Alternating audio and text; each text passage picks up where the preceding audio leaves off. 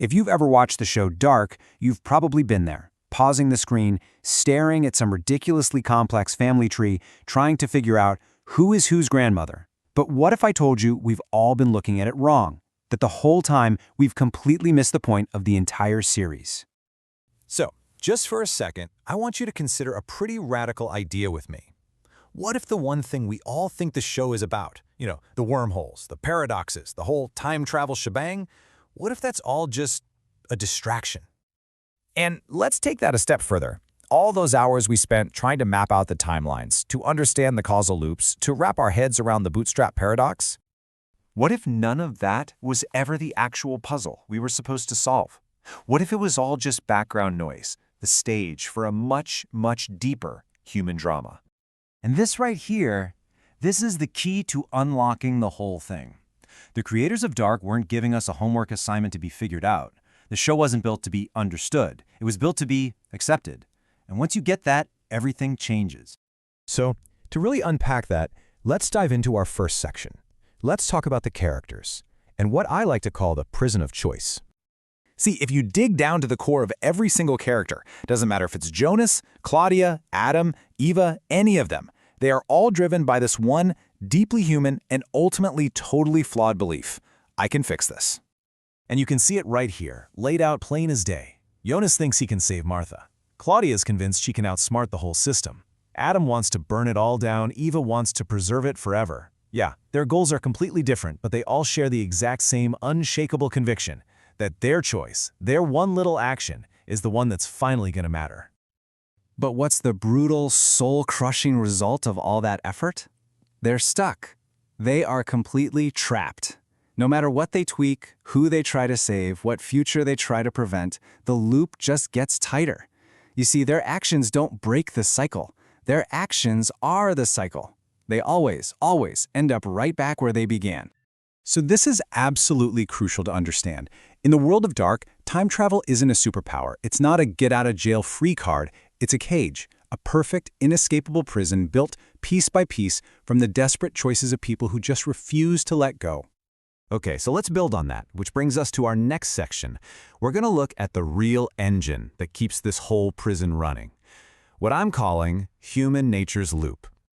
It's so easy to watch this show and just blame time. Time is the villain, right? It's this big abstract concept that's causing all the pain. But what if it's not? What if time is just a mirror and we really don't like what it's showing us? Because this, right here, is the real fight at the heart of the story. The antagonist isn't some law of physics. It's a feeling.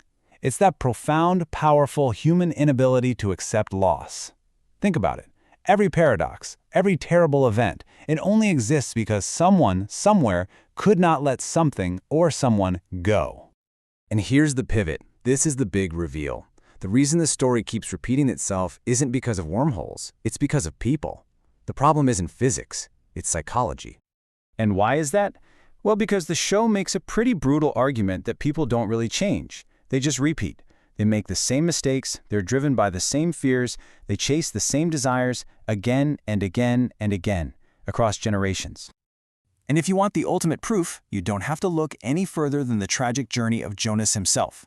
The question isn't if Jonas will become the monster he fears. The show's point is that he always becomes Adam. It's a tragic inevitability. And this is the fascinating part. It's not destiny. It's not fate. It's a formula. It's an equation. You take a person's unresolved trauma, you add their obsession with trying to fix it, and the answer is always the same. The equation always solves for Adam. So, if choice is a prison and human nature is a loop, where does that leave us? How does any of this ever end? Well, that brings us to our final section. Freedom is letting go.